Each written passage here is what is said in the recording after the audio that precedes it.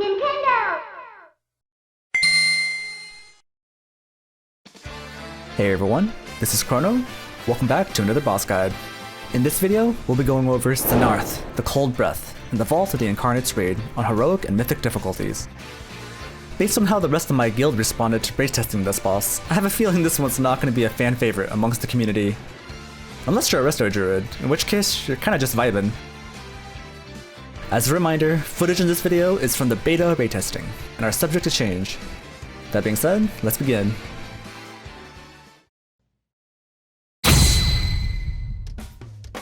This is a fight against a giant spider, where we travel upwards along the edge of a spiraling cavern.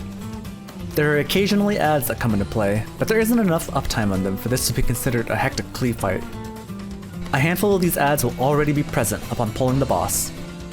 The large one, called the Frost Breath Arachnid, is a priority target anytime one is active, as it immediately becomes the biggest source of raid damage. It'll occasionally do a frontal cone, but its chilling aura is the main reason this mob is a threat. This pulses on the whole raid and does increasing frost damage with each tick. The small adds, called Caustic Spiderlings, will explode upon death, which can be seen by the green swirlies on the ground. The explosion from these adds can be used to clear out web patches on the ground, that we'll get into shortly.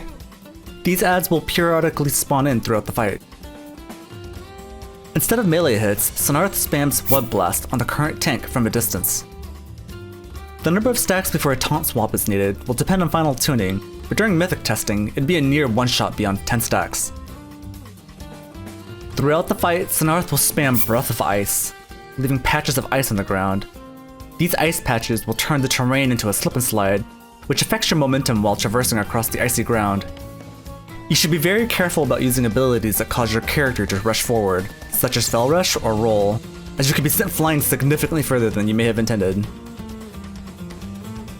Chilling Blast will put a circle on all players that does ticking damage over 4 seconds, and a huge burst to anybody that gets cleaved by another player when it expires. Enveloping Webs targets a handful of players and causes them to leave behind webs for 6 seconds. These webs can be used as protection against the next mechanic. Gossamer Burst shoots out webs at all players, and shortly after pulls everyone towards the boss. If you're not far enough away and get pulled through the icy ground, there's a good chance you'll be flung straight off the edge to your death. You can stand in the web patches to become immune to the displacement caused by a Gossamer Burst, but be mindful of how many stacks you have from standing inside for too long. At 10 stacks, you'll be stunned inside of a web for 30 seconds. You will need to have one of the Caustic Spiderlings die close enough to you for its on-death explosion to free you from the stun. Freedom and Tiger's Lust won't save you from this, and I'm not sure if Bop will do the trick. You can, however, be pre-script or rescued by an Invoker.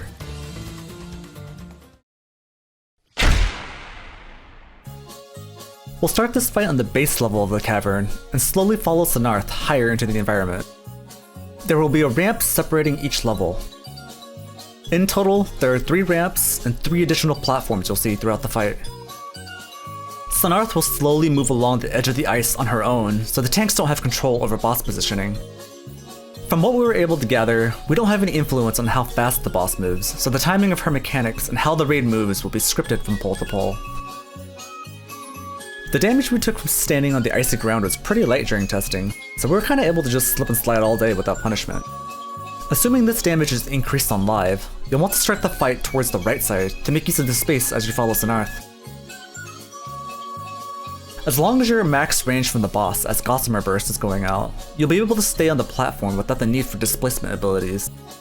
For melee classes min-maxing their damage, if you don't have a built-in option such as Transcendence or a Leap, you'll have to make use of the webs to stay on the platform. Keep in mind that using these webs will leave you with stacks of the debuff. During testing, this lasted 20 seconds, but on the live dungeon journal, as of right now, this has been increased to 30 seconds. This means that if you intend on using the webs to survive every Gossamer Burst, you'll need to intentionally stand inside the on-death explosion from one of the small adds at least once in between grips. The debuff caused by standing in the webs puts a slow on you, meaning you can use abilities that remove slows to dispel the debuff entirely. This includes Druid Shapeshifting, Pally Freedom, Monk's Tiger's Lusts, and anything similar. As a Resto Druid, I was never really hindered by the Gossamer Burst or the web mechanics, so this fight kinda felt like a playground for us. I was able to just go on my own adventure, hopping around, occasionally go into cat form, and flail my arms spamming rejuves. If they don't increase the strength of the Gossamer Burst's pull, then druids won't have to worry about dealing with the webs and the slowing debuff at all. Once Sennarth reaches the ramp, she'll do a chilling blast, so the raid will do one last spread before climbing to the next platform.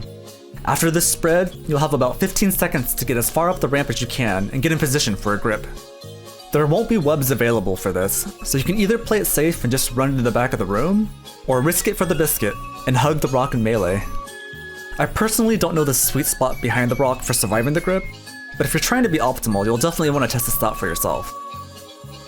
On each platform, a new big ad will spawn in that you will want to hard swap to immediately. The fight will repeat this cycle of traversing across each platform and climbing ramps until you reach the fourth and final platform. Eventually, Sennarth will leap in and can be tanked in melee. She'll immediately attempt to cast Apex of Ice, which needs to be interrupted as soon as possible. This cast will do ramping raid damage until kicked. This is where the final burn phase of the fight begins, at which point Sennarth will gain a few new abilities. The raid will periodically gain stacks of Pervasive Cold, which increases all frost damage taken by 10% per stack. During this phase, every time Chilling Blast expires, all players will leave behind a Glacial Plume. Running into these will do a small knockback and deal about 60% of a non-tank's HP. Tanks themselves can feel free to soak these up to make space for the raid. A few players will be picked with Suffocating Webs, indicated by an arrow above them. This will knock you back and stun you in a web for 30 seconds. Just like with the web debuff you dealt with throughout the fight, you will need a small ad to die on top of you to be freed. Shortly before this mechanic goes out, you'll want the raid to be somewhat close to each other. And once the arrow targets are selected, they should stack up and be knocked to the same area so they can easily be freed with a few caustic spiderlings. Instead of pulling the raid towards the boss, Sennarth will now use Repelling Burst to push the raid away. Be mindful of where the boss is positioned and consider whether or not you need to stand in a web to survive. The rest of the fight is a battle of attrition. Either kill the boss or be overwhelmed by the ramping frost damage. The mythic changes for this fight are actually not too drastic. There isn't anything that fundamentally changes how you deal with any of the mechanics. They mainly force you to be a bit more careful about how you handle your web stacks. Firstly, the debuff stacks you gain from standing on the webs now lasts a minute, meaning if you don't have a built-in way of clearing slows often, you'll need to watch your step. On top of this, you can't blindly soak the explosions from the small ads. Soaking one now debuffs you, making you take significant damage from further soaks. This means that you can only safely clear your web debuff stacks once every 30 seconds. The other notable change on Mythic is that the ramps are now completely covered in icy ground, causing you to take damage the entire way up. This is actually a good thing for the raid, because you can use Warlock portals to slingshot the entire raid all the way up the ramp, which you couldn't do in Heroic. There's one new mechanic in the journal that we didn't get to try during raid testing, called Gusting Rime. My guess is that there will be icy tornadoes that roam around the room, doing a lot of random damage and knocking people around. It's anybody's guess as to how powerful the knockback is, or how many of them are active at any given time, but the damage they deal is already enough to cause a decent amount of disruption. For classes that can shrug off the web debuff stacks, this fight isn't too bad, but I can totally see how it can be a pain in the ass for specs that actually have to deal with the webs. This is the first boss that drops tier in the raid, so best of luck to everyone on their tier pants. A big thanks to everyone that stuck around to the end of the video. If you liked what you saw, be sure to leave a like and a sub. I have a week left to complete the final 3 guides, but I'm feeling confident I can pull it off. Good luck on your first kill of the big spider, and I'll see you guys next time!